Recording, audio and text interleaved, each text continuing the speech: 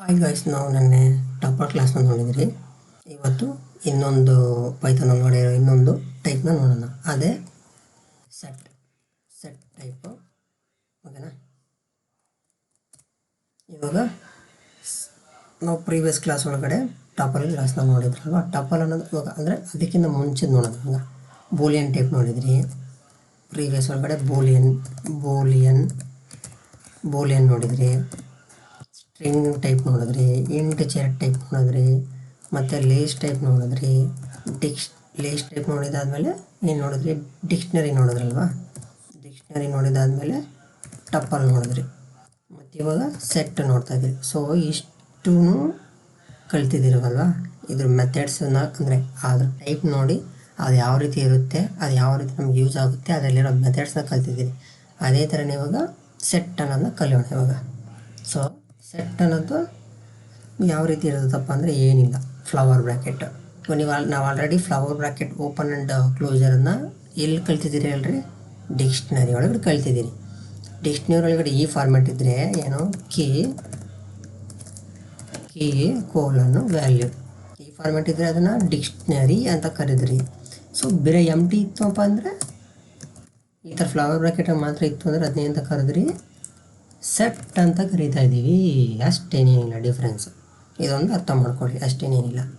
So ಇಲ್ಲಿ ಬಂದು ನಾವು ಇನ್ನೊಂದು ಫೈಲ್ ಕ್ರಿಯೇಟ್ ಮಾಡೋಣ. ಫೈಲ್ ಹೆಂಗೆ ಕ್ರಿಯೇಟ್ ಮಾಡ್ಬೇಕಂತ ಹೇಳಿದ್ರಿ, py.py ಹಾಕಿದ್ರೆ ನಮಗೆ ಫೈಲ್ ನೋಡ್ರಿ ಆ ಸಿಂಬಲ್ ಬರ್ತಾಯಿದೆ, ಪೈಥಾನ್ ಸಿಂಬಲ್ಲು.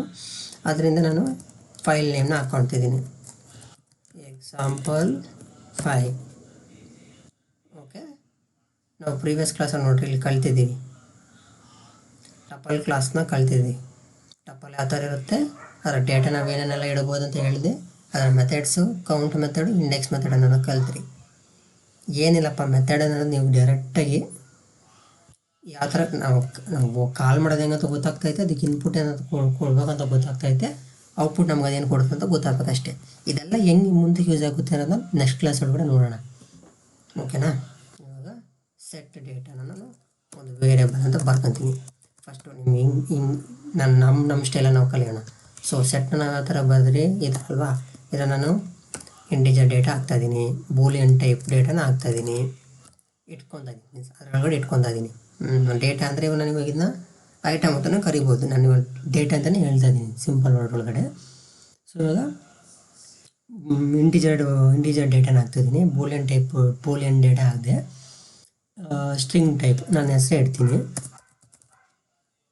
ಮತ್ತು ಲೀಸ್ಟ್ ಡೇಟಾನು ಇಡ್ಬೋದು. ಮತ್ತು ಇದ್ರೊಳಗೆ ನೋಡಿರಿ, ಇಲ್ಲಿ ಇವಾಗ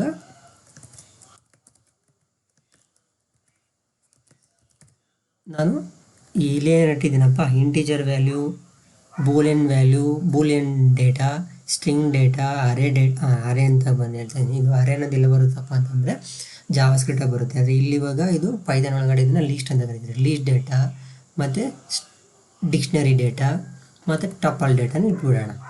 ನಿಮಗೆ ಕನ್ಫ್ಯೂಷನ್ಸ್ ಇಲ್ದಿರ ಕರೆಕ್ಟಾಗಿ ಇಲ್ಲಿ ಕರೆಕ್ಟಾಗಿ ಗೊತ್ತಾಗುತ್ತೆ. ಮತ್ತೆ ನೀನು ಆ ಟಪಲ್ ಒಳಗಡೆ ಎಲ್ಲ ಥರ ಟೈಪು ನಾವು ಏನೇನು ಕಲ್ತಿದ್ದೀವಿ ಪ್ರೀವಿಯಸ್ ಕ್ಲಾಸ್ ಒಳಗಡೆ ಅದ್ರಾಗ ಇಡ್ಬೋದು. ಸರಿನಾ? ಸಿಂಪಲಾಗಿ ಅರ್ಥ ಮಾಡ್ಕೊಬೇಕು ಅಷ್ಟೇ ಅವನ್ನ. ಮತ್ತು ಈ ವೇರಿಯಬಲ್ ಅಂತ ಹೇಳ್ತಿದ್ದೀರಿ, ಈ ಸೈನ್ ಬಂದು ಅದರಿಂದ ನಾವು ಬರೆದ್ರೆ ಅದನ್ನ ವೇರಿಯಬಲ್ ಕಾನ್ಸೆಪ್ಟ್ ಅಂತ ಹೇಳ್ತಿದ್ದೀರಿ ಅಷ್ಟೇ. ಇದನ್ನೆಲ್ಲವೂ ಸೇರಿ ಒಂದ್ರಾಗ ಬರ್ಕೊತಾ ಇದ್ದೀನಿ. ಇದೇನಂತ ಬರ್ಕೊಂಡ್ರೆ ಸೆಟ್ ಡೇಟಾ ಅಂತ ಬರ್ಕೊತಾ ಇದ್ದೀನಿ. ಇವಾಗ ಸೆಟ್ ವೇರಿಯಬಲ್ ಅಂತ ಕರಿಬೋದು ಇವಾಗ, ಯಾಕಂದರೆ ಇಲ್ಲಿ ವಿಕಲ್ ಸೈನ್ ಬರ್ತೈತಲ್ಲ, ಈ ಸೈನಿಂದ ಬರೆದಿರೋದು ಇದು ಬರ್ತಾಯಿದೆ ಅಂದರೆ ಅದನ್ನ ವೇರಿಯಬಲ್ ಅಂತ ಅರ್ಥ ಮಾಡ್ಕೊಳ್ಳಿ ಅಷ್ಟೇ, ಇನ್ನೇನಿಲ್ಲ. ಅದ್ರ ಸ್ಟೋರ್ ಮಾಡ್ಕೊತಿದ್ದೀನಿ ಅಂತ ಅರ್ಥ. ಈ ಕಂಪ್ಲೀಟ್ ಡೇಟಾನ, ಈ ಸೆಟ್ ಡೇಟಾನ ಈ ವೇರಿಯಬಲ್ ಬರ್ಕೊಂಡಿದ್ದೀನಿ. ಆ ವೇರಿಯಬಲನ್ನು ಅರ್ಥ ಮಾಡ್ಕೊಳ್ಳೋದಕ್ಕೋಸ್ಕರ ಸೆಟ್ ಡೇಟಾ ಅಂತ ಬರ್ಕೊಂಡಿದ್ದೀನಿ. ಸೊ ಇವಾಗ ನೋಡೋಣ ಡೇಟಾ ನಮಗೆ ಹೆಂಗೆ ಅದು ಕಾಣುತ್ತೆ ಅನ್ನೋದು ನೋಡೋಣ. ಡೇಟಾ ನಮಗೆ ಇದು ಹೆಂಗೆ ಕಾಣುತ್ತೆ ನೋಡೋಣ. ಇವಾಗ ರನ್ ಮಾಡೋದಕ್ಕೆ command example5.py.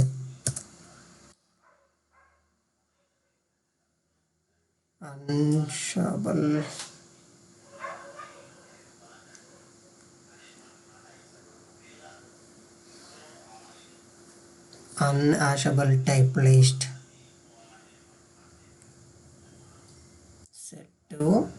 set value list ತಗೊತಿಲ್ಲ ಅಂತೆ. ನೋಡೋಣ, ಈ ಥರ ಇನ್ನೊಂದು ವ್ಯಾಲ್ಯೂ ಕೊಡೋಣ.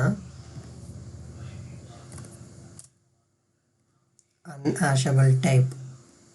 ಸೊ ಇವಾಗ ಇದು ಸೆಟ್ ಅನ್ನೋದು ಲೀಸ್ಟ್ನ ತಗೊತಿಲ್ಲ. ಸೊ ನಾನು ಇವಾಗ ಇದನ್ನ ರಿಮೂವ್ ಮಾಡ್ತೀನಿ.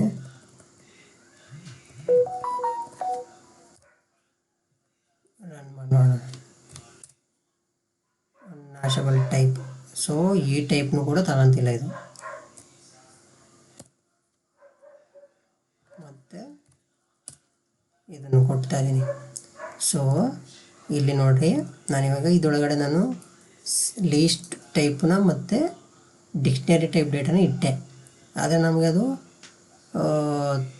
ಅನ್ಹ್ಯಾಶಬಲ್ ಟೈಪ್ ಅಂತ ಎರರ್ ಬರ್ತಾಯಿದೆ. ಅಂದರೆ ಆ ಡೇಟಾ ಅನ್ನೋದು ಅಕ್ಸೆಪ್ಟ್ ಮಾಡ್ತಿಲ್ಲ ಸೆಟ್ ಅನ್ನೋದು. ಸರಿನಾ? ಅನ್ಹ್ಯಾಶಬಲ್ ಟೈಪ್ ಅಂತ ಬರ್ತಾಯಿದೆ, ಅಂದರೆ ಆ ಡೇಟಾ ಅನ್ನೋದು ಅಕ್ಸೆಪ್ಟ್ ಮಾಡ್ತಿಲ್ಲ. ಆಯಿತಾ? ಅರ್ಥ ಆಯಿತಾ? ಮತ್ತು ಇನ್ನೊಂದು ನೋಡ್ರಿ, ಇಲ್ಲಿ ಇವಾಗ ಸೆಟ್ ಅನ್ನೋದು ಇಲ್ಲಿ ನೋಡ್ರಿ, ಈ ಪೊಸಿಷನ್ ನೋಡ್ರಿ, 12 ಅನ್ನೋದು ಯಾವ ಪೊಸಿಷನಾಗ ಬಂದಿದೆ, ಇಲ್ಲೇ ಬೇರೆ ಪೊಸಿಷನಾಗ ಕೊಡ್ತೈತೆ. ಟ್ರೂ ಅನ್ನೋದು ಬೂಲಿಯನ್ ವ್ಯಾಲ್ಯೂ ಯಾರು ಫಸ್ಟ್ ಪೊಸಿಷನ್ ಕೊಡ್ತೈತೆ. ಸ್ಟ್ರಿಂಗ್ ಅನ್ನೋದು ಲಾಸ್ಟಾಗಿ ಕೊಡ್ತಾಯಿದೆ. ಮತ್ತು ಟಪಲ್ ಅನ್ನೋದು ಟಪಲ್ನ ಆಸ್ ಎ ಇಂಟಿಜರಾಗಿ ಕನ್ವರ್ಟ್ ಮಾಡಿದೆ ಸೆಟ್ ಅನ್ನೋದು. ಸೊ ಇವಾಗ ಇಲ್ಲಿ ಲಾಸ್ಟಾಗಿ ಮತ್ತೆ ನಾನು ಇವಾಗ ಆರೇನ ಅಂದರೆ ಆ ಲೀಸ್ಟನ್ನ ಕೊಡ್ತೀನಿ, ನೋಡೋಣ ವರ್ಕ್ ಆಗುತ್ತೇನೋ. ತಗೊತಿಲ್ಲ, ಲೀಸ್ಟ್ನ ಕನ್ವರ್ಟ್ ಮಾಡ್ತಿಲ್ಲ.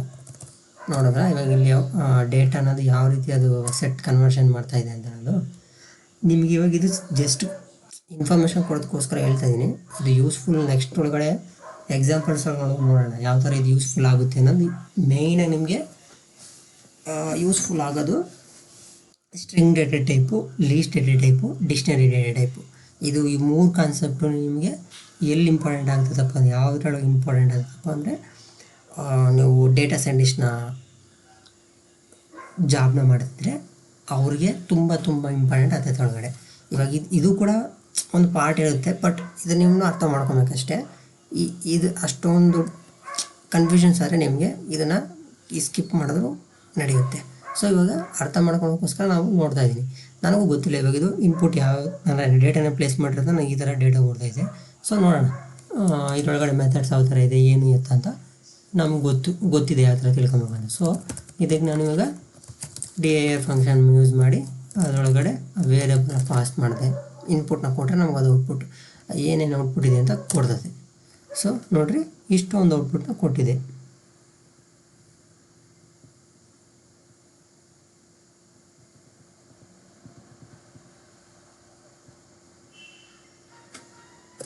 ಇಷ್ಟೊಂದು ಔಟ್ಪುಟ್ ಕೊಟ್ಟಿದೆಯಲ್ವಾ.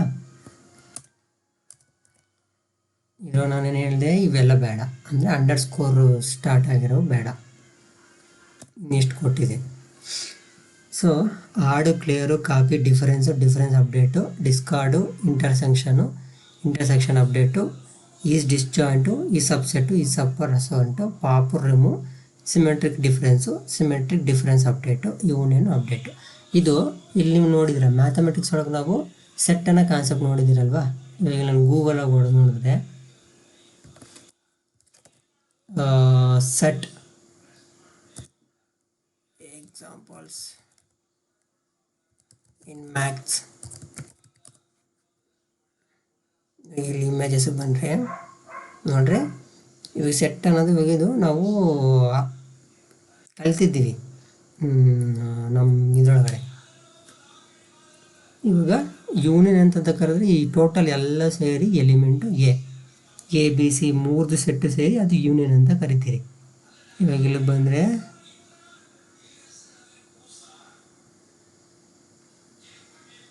ನೋಡಿರಿ, ಇಲ್ಲಿ ಸೆಟ್ ಎ ಇದೆ ಮತ್ತು ಇಲ್ಲಿ ಬಂದ್ರಿ ಎ ಯು ಬಿ ಅಂದರೆ A union B, N of A ಅಂದರೆ ಸೆಟ್ ಆಫ್ ಎ ಅಂತ, ಅಂದರೆ ಎ ಒಳಗಡೆ ಇರೋದು, ಪ್ಲಸ್ ಎನ್ ಬಿ ಅಂದರೆ ಸೆಟ್ ಆಫ್ ಬಿ ಇದ್ರಾಗಿರೋ ಡೇಟಾ. ಎ ರಿವರ್ಸ್ ಯು ಇದೆ ಅಂದರೆ ಇಂಟರ್ಸೆಕ್ಷನ್ ಅಂತ ಅರ್ಥ. ಅಂದರೆ ಇಲ್ಲಿ ಅರ್ಥ ಮಾಡ್ಕೊಳ್ರಿ, ಇಂಟರ್ಸೆಕ್ಷನ್ ಅಂದರೆ ಈ ಮೂರ್ದು ಸೇರಿ ಈ ಏನೋ ಡೇಟಾ ಇದೆ ಅದು ಇಂಟರ್ಸೆಕ್ಷನು. ಈ complete data A B C ಒಳಗಡೆ ಇರೋ ಪೂರ್ತಿ ಸರ್ಕಲ್ ಆಗಿರೋವೆಲ್ಲವೂ ಕೂಡ ಇಲ್ಲಿದೆ ನೋಡ್ರಿ. ಸೆಟ್ ಅಂದರೆ ಇದು, ಸರಿನಾ? ಇಂಟರ್ಸೆಕ್ಟ್ ಅಂದರೆ ನೋಡ್ರಿ ಎ ರಿವರ್ಸ್ ಇರೋದು.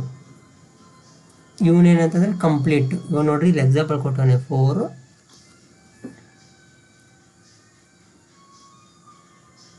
ಇದನ್ನು ತಗೊಳ್ರಿ. ನಿಮಗೆ ಇಲ್ಲಿ ಎಕ್ಸಾಂಪಲು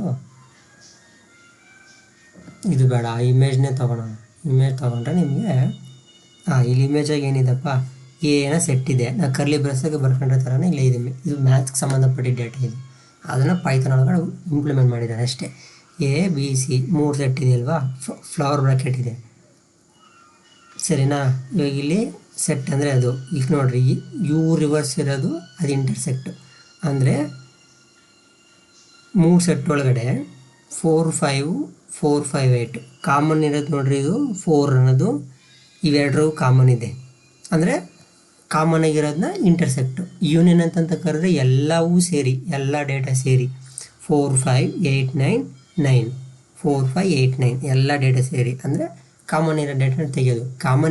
ಕಾಮನ್ ಆಗಿರೋ ಡೇಟಾನ ಇಂಟರ್ಸೆಕ್ಟ್ ಅಂತ ಕರೀತಾ ಇರೋದು. ಯೂನಿಯನ್ ಅಂತಂದರೆ ಕಾಮನ್ನ ಬಿಟ್ಟು ಎಲ್ಲ ಡೇಟಾನ ಸೇರಿ ಯೂನಿಯನ್ ಅಂತ ಕರೀತಾ ಇರೋದು ಸರಿನಾ. ಈ ಕಾನ್ಸೆಪ್ಟು ಮ್ಯಾಥಮೆಟಿಕ್ಸ್ ಸಂಬಂಧಪಟ್ಟಿದ್ದೆ. ಮ್ಯಾಥಮೆಟಿಕ್ಸ್ ಒಳಗಡೆ ಸಂಬಂಧಪಟ್ಟಿರೋದನ್ನ ಇಲ್ಲಿ ಇಂಪ್ಲಿಮೆಂಟ್ ಮಾಡಿರಿ ಸೆಟ್ ಒಳಗಡೆ. ಸೊ ಇವಾಗ ಇದನ್ನು ಅಷ್ಟೊಂದು ನೀವು ತಲೆ ಕೆಡ್ಸ್ಕೊಂಡು ಹೋಗ್ಬಿಡ್ರಿ. ಇದೊಂದು ಪಾರ್ಟ್ ಅಷ್ಟೇ ಒಳಗಡೆ. ಇದೊಂದು ನೀವು ನೆಕ್ಸ್ಟು ಕರಿಯರ್ ಒಳಗಡೆ ನಿಮಗೆ ಬೇಕಾಯಿತು ಅಂತಂದಾಗ ಆವಾಗ ಈ ಮೆಥಡ್ಸ್ನ ಒಂದು ಸತಿ ನೀವು ನೋಡ್ಕೊಳ್ಳಿ, ನಿಮಗೆ ಯಾರು ಅರ್ಥ ಆಗುತ್ತೆ. ನಾವು ಇವಾಗ ಕಲ್ತಿದ್ದೀರಲ್ವ ಯಾವ ಥರ ಅಂದರೆ set data dot method name ಹಿಂಗೆ ಕಾಲ್ ಮಾಡಿದ್ರೆ ಗೊತ್ತಾಯಿತು. ಅದಕ್ಕೆ ಇನ್ಪುಟ್ ಹೆಂಗೆ ಕೊಡ್ಬೇಕು ಅನ್ನೋದು ನಮ್ಗೆ ಅಲ್ಲಿ ಗೊತ್ತಾಗುತ್ತೆ. ಕೊಡಬೇಕಾ ಬೇಡ ಅನ್ನೋದು ಗೊತ್ತಾಗುತ್ತೆ. ಅದ್ರ ಮೂಲಕ ನಾವು ಇನ್ಪುಟ್ ಕೊಟ್ಟರೆ ನಮ್ಗೆ ಔಟ್ಪುಟ್ ಅದನ್ನು ಕೊಡ್ತದೆ. ಅಷ್ಟು ಮಾತ್ರ ತಿಳ್ಕೊಡ್ರಿ ಅಷ್ಟೇ. ಒಳಗಡೆ ಸೆಟ್ ಒಳಗಡೆ ಇದು ನಮಗೆ ಈ ಕ್ಲಾಸ್ ಆಗಿದೆ ಅಷ್ಟೊಂದು ಇಂಪಾರ್ಟೆಂಟ್ ಆಗೋಲ್ಲ. ಸೊ ಆದ್ದರಿಂದ ಇದನ್ನು ನಾನು ಇಲ್ಲಿಗೆ ಕ್ಲೋಸ್ ಮಾಡ್ತೀನಿ. ಈ ವಿಡಿಯೋ ನಿಮ್ಗೆ ಇಷ್ಟ ಆದರೆ ಶೇರ್ ಮಾಡಿ, ಲೈಕ್ ಮಾಡಿ, ಸಬ್ಸ್ಕ್ರೈಬ್ ಮಾಡ್ಕೊಳ್ಳಿ.